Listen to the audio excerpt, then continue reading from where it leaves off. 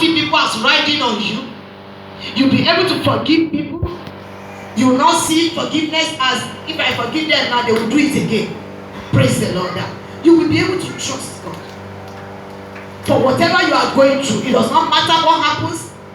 Let God fight that battle for you. Praise the Lord. You can commit your money in somebody's hand if you trust the person. And people can say, oh, you are foolish, trusting this person. You say, I trust this person to a certain extent. So let God fight for me in case anything happens. Praise the Lord. Praise the Lord. So in your marriage also, you'll be able to love. So many people are not able to. So many husbands, they withdraw love, or they reduce love. That's how I can say it now. They say if you love a woman too much, you begin to misbehave. Praise the Lord. So they reduce. I don't know how somebody can reduce love anyway. I don't know whether love can be reduced. Praise the Lord. And I don't know whether you can actually love somebody too much.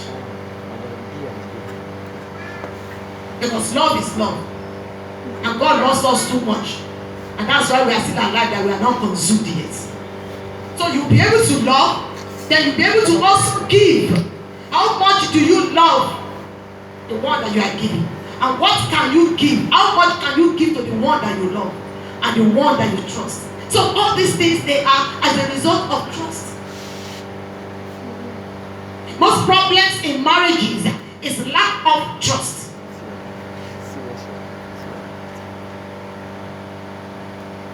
Most women will die with their money inside the bank account, that banks now will turn to their own money because they were hiding such money from their husbands. Praise the Lord.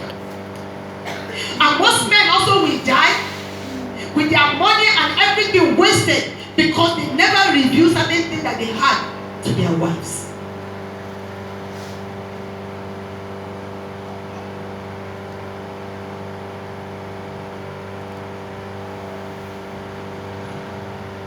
To submit as a woman to your husband is trust.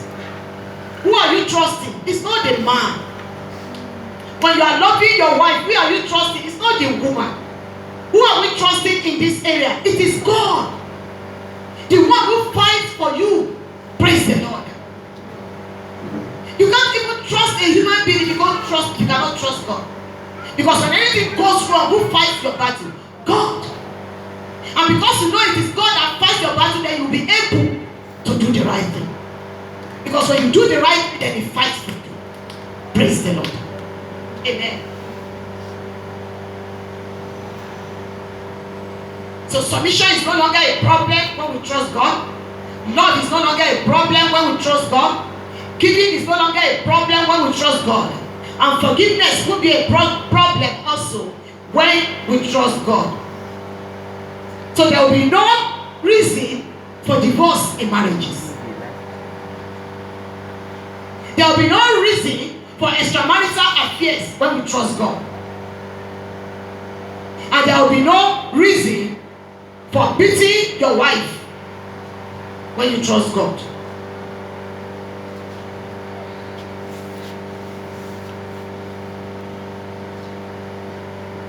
So many people go into extramarital affairs, especially in cases where they cannot have children in the marriage.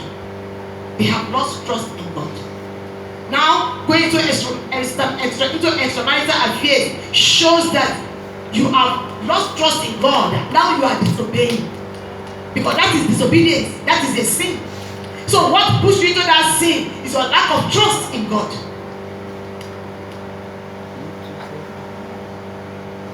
When you trust God, I've seen people trusting God. Not only Abraham, trusting God in real life for 25 years. I've seen a man who trusted God for 25 years with his wife. And just 2 or 3 years ago, they had their first child. A pastor. And when the man was sharing his testimony, he said at the naming ceremony of the baby, another pastor that was there had to call him aside. And he told him, another pastor, he told him, you are truly a man of God.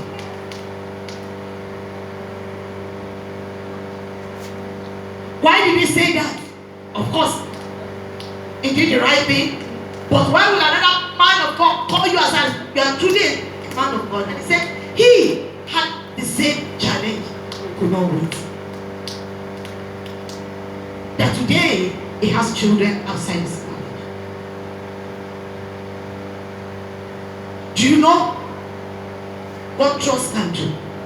Trusting God and telling God it does not matter how long I wait for you, I will not go contrary to your word. It does not matter how. We saw how God scolded Abraham for going contrary to his word, and how that also caused problems in today. Because there is no disobedience that is hidden or that is wished away. There are always consequences for every disobedience, and that consequence of Abraham and Sarah's disobedience, we are still suffering it today. Praise the Lord. Even though God has forgiven, but the consequences are still clear. They are there.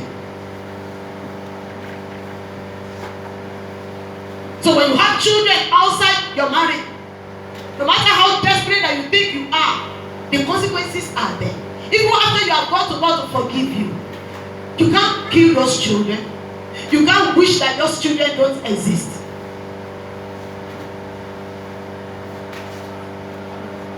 But would you have a problem because of that? Yes, plenty. But let's say the woman in the house eventually now has children. The ones outside will fight the ones inside.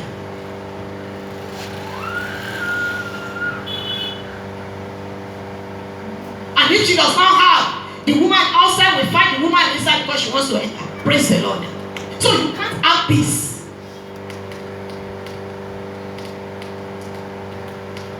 And will those children take you to heaven? No.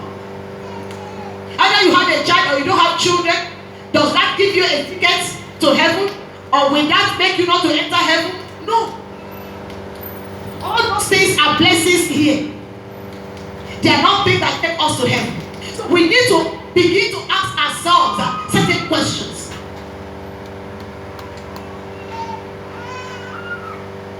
If I don't have money, will that take me to heaven? And if I have money, will it take me to heaven? So why are people going contrary to the word of God to chase after worldly things? Because we don't trust God. If I don't have today, does not mean that I will not have tomorrow. And it does not matter how long I wait for the Lord, I will wait. Praise the Lord.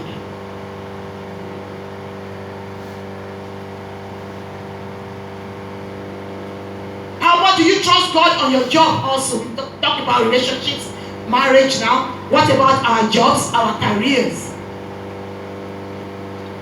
Your education, your promotion, your success, your prosperity, your finances, even your health, even the protection of God over your life. How much do you trust God?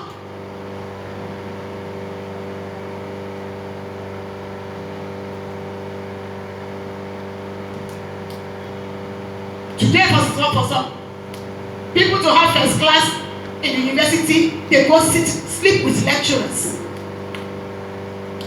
Who told you that you cannot get that by studying and with the help of God? Who told you that you cannot get your admission with God favoring you and giving you help and raising people to help you? Who told you that you cannot get that job that you so much desired by looking up unto God? Must we disobey God to get what we want? Is what we want actually what God wants for us in most cases? Because in most cases, the things that we are chasing after that make us so disobey God, they are not actually what God wants for us. Praise the Lord. Have you asked God what He wants for you before you begin to chase after certain things that will destroy you?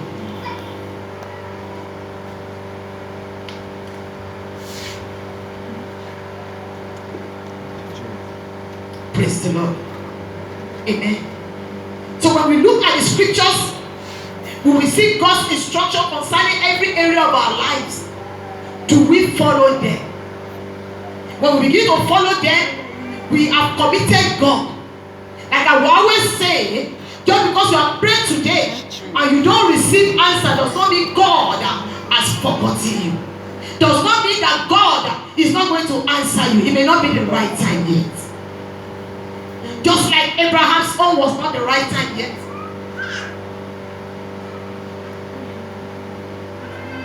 For He is your God and He knows the right time to give you what you are asking for.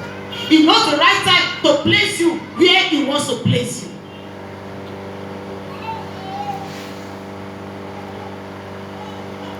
Just because somebody has gotten his own answer yesterday does not mean that your own answer must be today. Praise the Lord.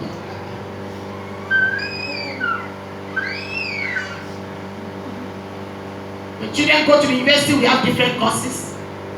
And those courses take different years. Praise the Lord. According to the glory.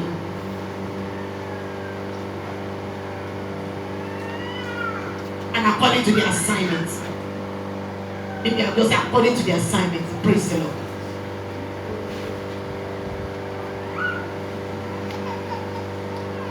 And the lawyer finishes in the university for 4 years, 5 years. By the time you add another 1 year of service, that's 6 years. Praise the Lord. Maybe someone who has read business admin, we just do 4 years in the university and that's all, maybe with 1 year service. And it's possible you enter the university at the same time with the lawyer. By the time you are out and you are working, the lawyer is still in school. So that lawyer begins to, or the law student rather, begins to now compare her life with your own, he or she will miss it.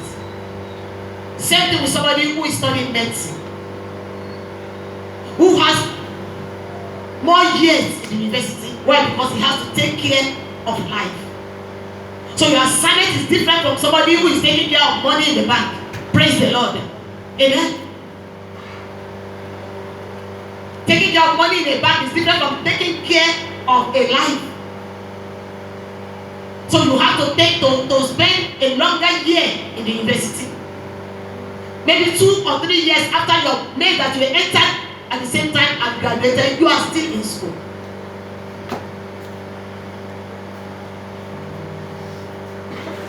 And you don't begin to misbehave because of that. Why? Because you know that you have an assignment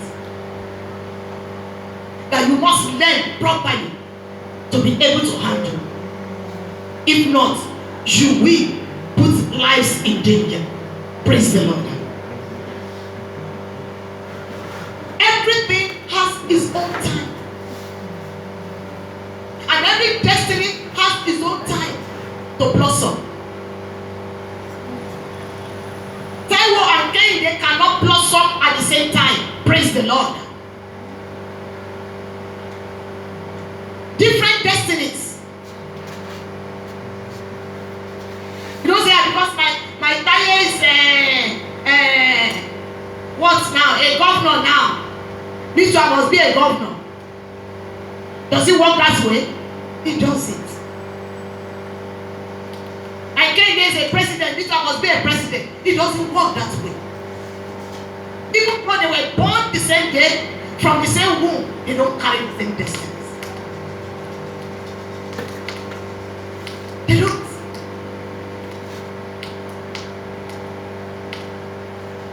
The Bible tells us that those who compare themselves with themselves are foolish. So you don't compare your life with another person's life. You may finish school the same day.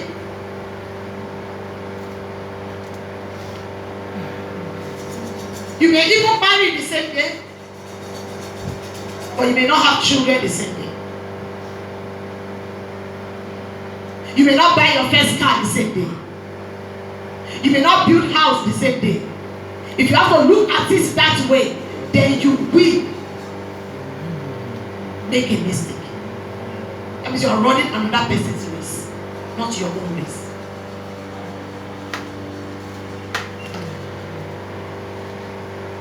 Bible is telling us to seek His kingdom. When we begin to seek the kingdom of God, then we begin to trust God.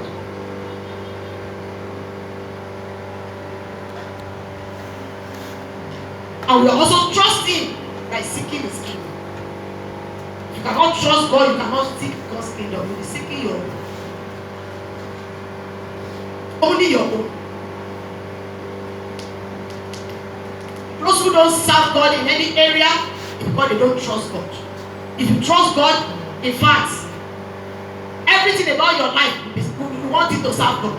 Because you just trust this God.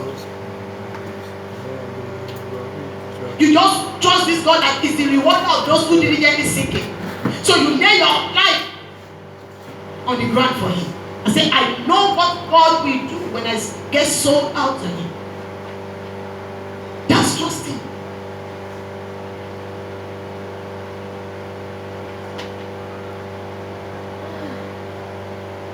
Praise the Lord. Just like some people may have some money, and there's a need in the kingdom of God, and all you are thinking about is your own need. I say, this is the one that I have now, let me just hold on to it. Praise the Lord. Then it shows that you don't even trust God, because you have not asked yourself, how did you even get the one that you thought you had? Praise the Lord. When you trust God, there will be nothing that is too much for you to do or to give to His work, or to anybody who is in need. Praise the Lord. There will be nothing that is too much, because you know that the God that gave you that is able to also give back to you.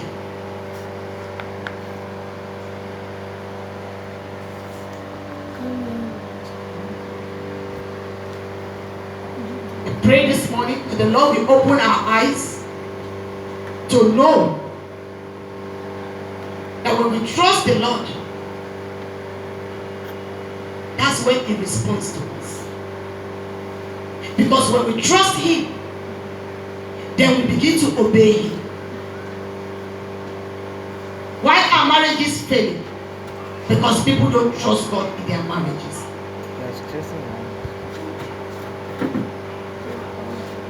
That's why. Why are people quick to go to the court for divorce? Because there is no trust in that marriage. That woman that looks like a devil today, or that man that looks like a devil today, have you asked yourself that if I commit this person in the hands of God, and I am patient with him or her, and I ask God to walk through him, his life will be better. It can change.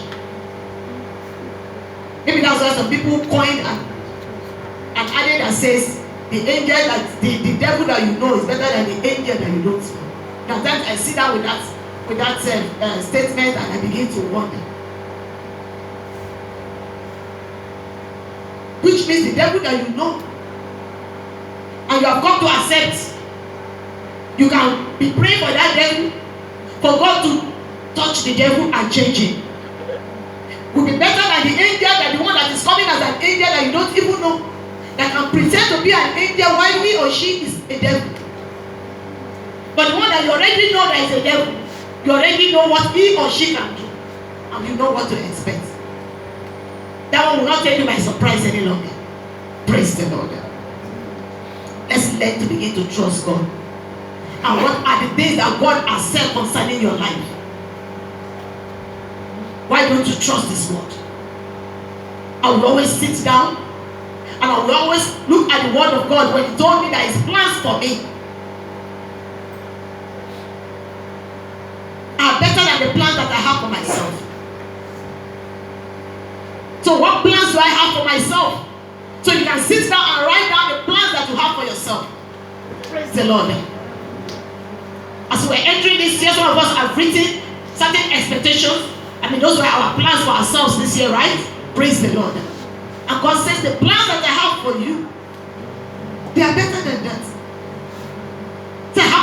to bring you to a colorful future, to give you an expected end.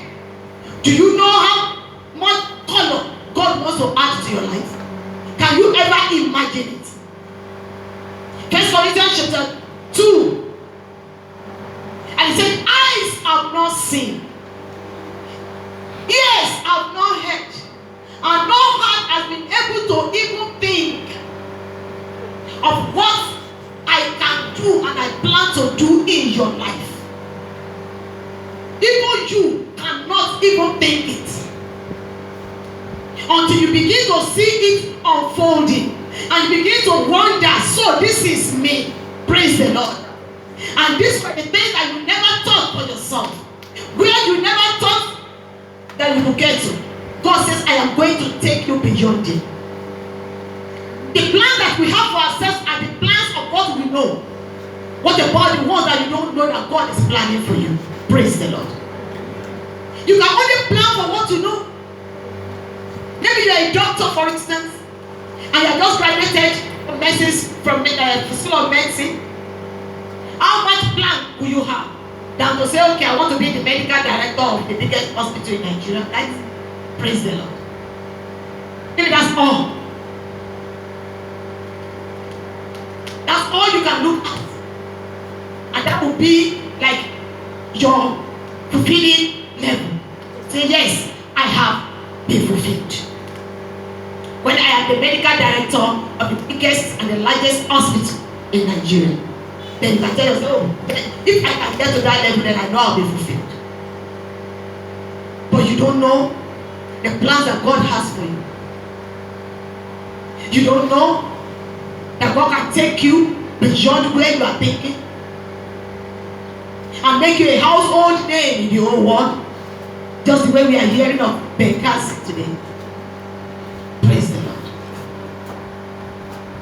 And for ourselves and distrust God's plans for us. You need to look beyond where you are. You need to look beyond your background. You need to look beyond who you are right now. And tell yourself, God, I know you can do all things. I don't know how far you can do it. And I don't know how far you can take me to. And that will help you to trust Him every way. Step by step, you begin to trust Him. So the day you are not eating, you don't feel bad. The day you can't buy a new dress, you don't feel bad. Why?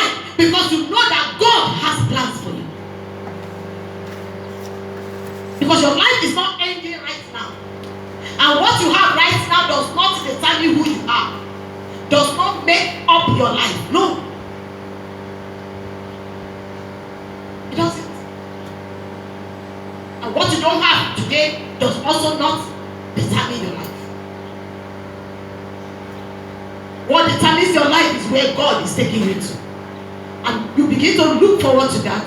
And as you're looking forward to that, you're ready to trust God and become a fool in the eyes of others who are smart. Why you say, God, or you are the one all the way. Wherever you lead me, I'm ready to go. Praise the Lord. There are people that they post to the village and they say, this is a demonic post. God forbid. You don't know what God has in store for you in that village.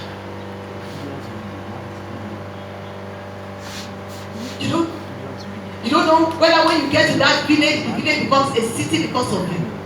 That God is carrying you to that village to make you a household in it. You are only seeing the village as a village. But God is not seeing the village as a village. Praise the Lord. When God took Abraham, He took him to an empty land, isn't it? And He said, look at it. Abraham did not see anything physically, but he trusted God. And God asked him, what can you see? It was just an expanse, just space. And the Lord said, I am giving you all this. And I'm going to make your descendant like the sand of the sea. How many people have been to the sea? If you have not been there, at least you know what sand is. Like the sand of the sea. That's how your descendants will be. If you not see one person, they have not had a child yet. Praise the Lord. don't even have one child. And God said, I'm going to give you descendants like the sand of the sea, that your children will be so numerous like the sand of the sea. And the man was nodding his head. I believe you, God. And he kept following God like a fool. And he kept following God like a fool. Praise the Lord. And today you and I are singing, Abraham's blessings are mine. Where did we start from? Can somebody sing that your blessings are their own today? When you begin to also obey, and God takes you to where He wants to take you to, and you also become another Abraham. Praise the Lord. Amen. We can sing Abraham's blessings are mine because Abraham obeyed. Abraham trusted God, and he became the father of faith till today. A foolish old 75-year-old man. That's how somebody will say him. And what did God do? God added another 75 years to his age. To see what He gave to him. To enjoy what He gave to him. Praise the Lord. So somebody looks at his legs and getting old. Praise the Lord. God has not answered my prayers. God, when will you answer now? Age is going on. Who has the age? Now you get the age, I mean, and God get the age. Praise the Lord. So my body don't dey weak. Who gave you the body? Praise the Lord. Who is the one that can make you old and the one that can make you young? Who can renew your strength? Is it you? No matter how much multivitamin you are packing and eating every day, if your body is going to sag at the age of 40 years, it will sag. No. Amen. And if at the age of 100 you still be jumping, you will still be jumping. Praise the Lord. So it's not a matter of I don't get old. Like look at how Sarah got pregnant at the age of 90 years.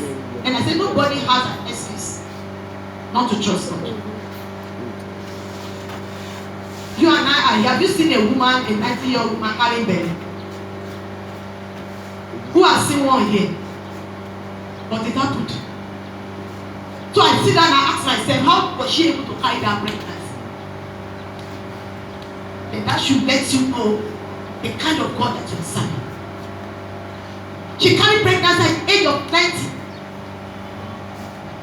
A 90-year-old woman is a great-grandmother.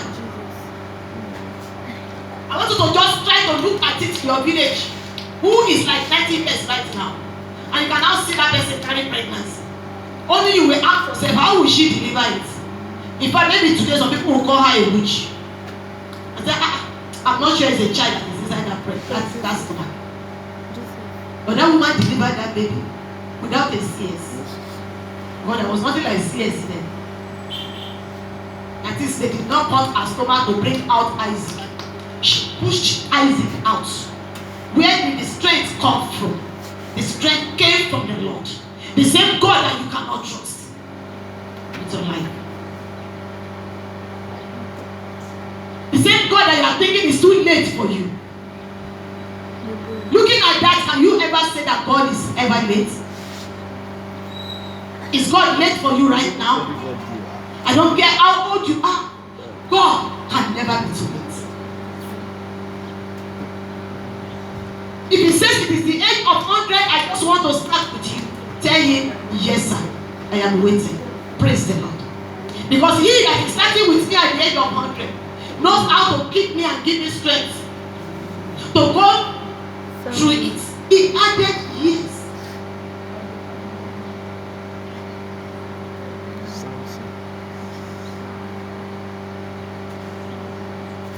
To Abraham. Sarah died at the age of 130. So she saw Isaac clocking 40. Praise the Lord. Who is like unto that God? Then how come we can't trust? How come we think it's too late? How come we look at situations around us and we begin to disobey? How of God, we are trying to help ourselves. If God is not the one helping you, wait for him. Wait for him. If he's not the one making that way, don't go through it. Don't go through it. Things may be difficult, but they are part of your growing up. They are part of your growing up. They are part of the training to stabilize you. Eventually, Abraham was stabilized. Praise the Lord. Eventually, when he made the first mistake, he did not make the second one. When God says, give me Isaac, the same Isaac I waited for 25 years. Sacrificing. Abraham did not argue. In fact, he did not even tell anybody so that nobody will discourage him. He was steadfast. Because he had made a mistake and he has seen God in action. And he said, if this God could do this, then I know that if he takes this child, he's going to give me another one. I know that he has plans for me. Where have you gone astray? Where have you erred because you lost trust in him? He's telling you now. Maybe you have seen certain things. I've seen certain things in my life that cannot make me to distrust him. Honestly. So when you get to that level, you can never distrust him anymore. I don't know where you have gone wrong. I don't know where you have erred. I don't know where you have lost your faith. But you can pick it up today. You can pick up a new trust. You can pick up a new hope in God today. You can pick up faith today. As you rise up with me today and begin to talk to him. Where have you gone astray by disobeying?